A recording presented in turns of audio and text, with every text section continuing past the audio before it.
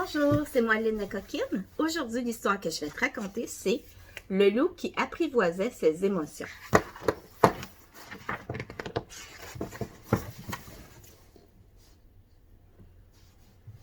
Comme ça, on est parti. Il était une fois un loup qui vivait dans une belle forêt, entouré de tous ses amis. Il s'appelait Loup. Mais ce loup avait un souci. Il était très émotif, joyeux, fâché, triste, excité et changeait d'humeur à 100 à l'heure. Ainsi, quand Loup était d'humeur joyeuse, il sifflotait le cœur léger, faisait des blagues, parlait aux arbres, il était plein d'énergie et plein d'idées pour s'amuser. « Coucou, Joshua, tu viens à la chasse aux papillons avec moi? Hé, gros Louis, si on faisait un chou géant à la chantilly? » Cependant, si quelque chose le contrariait, il se renfrognait, explosait et envoyait tout le monde balader. « Tu dois apprendre à te calmer, Loup, » lui dit un jour Maître Hibou excédé. « Tu nous donnes du tournis. »« Apprendre à me calmer? Mais pourquoi? » demanda Loup. « Pour être plus serein, » expliqua Valentin. « Plus cool, quoi, » ajouta Joshua. « Mais ne t'inquiète pas, nous allons t'aider. L'entraînement zen commence demain chez moi. » Le lendemain, Loup se rendit chez son ami pour contrôler ses émotions. « Le yoga, c'est parfait, » déclare Joshua. « Respire calmement et fais le vide en toi. » Joshua enchaîna les positions, lotus, montagne, pont, et Loup essaya de l'imiter. Oh là là, ce n'était pas facile. Mais qu'est-ce que c'était rigolo! N'y tenant plus, Loup éclata de rire. « On dirait que le yoga ne fonctionne pas avec toi, » soupira Joshua. À l'extérieur, Alfred attendait Loup de pied ferme. « Rien de tel que le sport pour se défouler, dit-il, et je t'ai préparé un parcours spécial, le loup excité. Prêt? » Et il fila comme une fusée. Derrière lui, Loup courait, sautait, rampait. Alfred s'arrêta au pied d'un arbre immense. « On se retrouve en haut! » cria-t-il en disparaissant dans les feuillages. Arrivé au sommet, Loup regarda en bas. Et sa gorge se serra, son cœur se mit à cogner dans sa poitrine, ses jambes à trembler. « Alfred, j'ai peur! » paniqua-t-il. « Je vais tomber! » « Calme-toi, Loup, je suis avec toi. On va redescendre ensemble, doucement. » Loup prit une grande inspiration et, tout tremblant, il redescendit. « Tu as vaincu ta peur, tu vas être fier de toi, » le félicita Alfred. Loup sourit. Ah, ça oui, il était fier de lui. Tout ceci m'a mis en appétit, se dit Loup. Cela tombe bien, Gros Louis m'attend chez lui. Les pattes pleines de farine, Gros Louis était avec Loup dans la cuisine. Ils ont l'air de bien s'amuser tous les deux, pensa Loup, jaloux.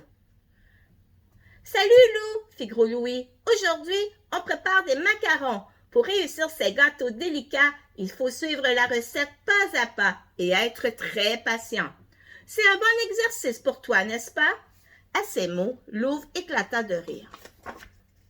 Loup sentit la moutarde lui monter au nez. Il devint tout rouge, tapa du pied et explosa. « C'est ça! Moquez-vous de moi! » hurla-t-il très en colère. « Je m'en fiche! De toute façon, je n'ai aucune envie de faire des gâteaux idiots avec des idiots! » « Voyons, Loup, que t'arrive-t-il? » souffla Loup stupéfaite. Mais Loup était déjà loin, grommelant dans sa barbe et donnant des coups de patte dans les arbres. Peu à peu, Loup ralentit son allure pour finir par se traîner comme un escargot. Le cœur gros, autour de lui tout était devenu gris, une larme roula sur ses joues. « Je n'aurais pas dû m'énerver. Loup ne m'aimera plus jamais, malheur, c'est moi l'idiot, comme je suis triste. »« Mais qu'est-ce qui t'arrive à mon super copain? » fit alors une voix derrière lui.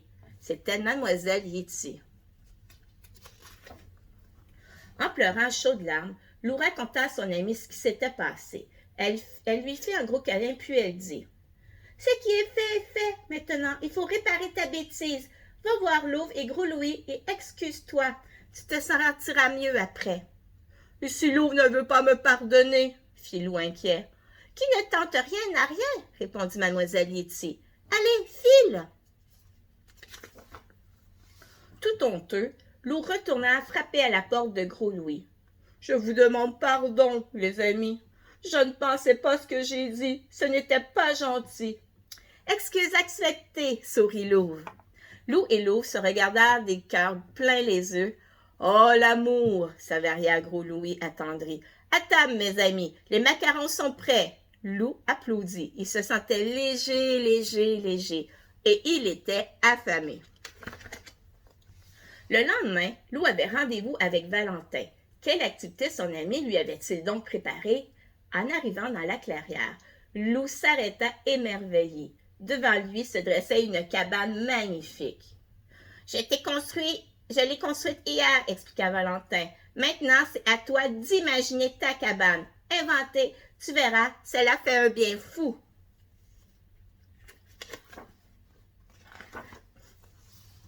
Plus excité que jamais, Loup disparut dans la forêt. Il revint les bras chargés de branchages et se mit aussitôt à l'ouvrage.